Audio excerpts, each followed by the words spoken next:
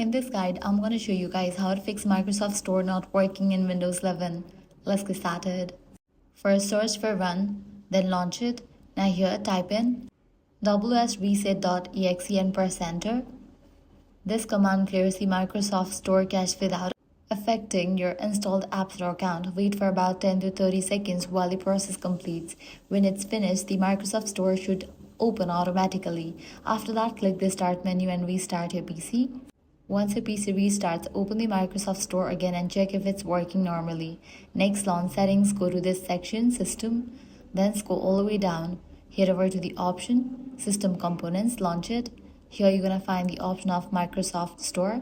Click on three dots for it, then select the option Advanced option. Once you're in this page, different options will appear. Now head over to the option Terminate, click on that.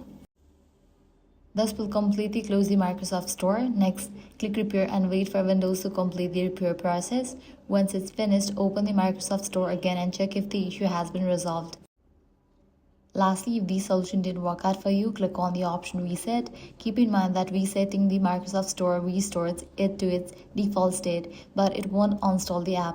After the reset is complete, restart your computer one more time, then launch the Microsoft Store to see if it's working correctly. And that's it. This way you can easily fix Microsoft Store if it's not working in Windows 11. If this guide helped you out, do not forget to like, share and subscribe.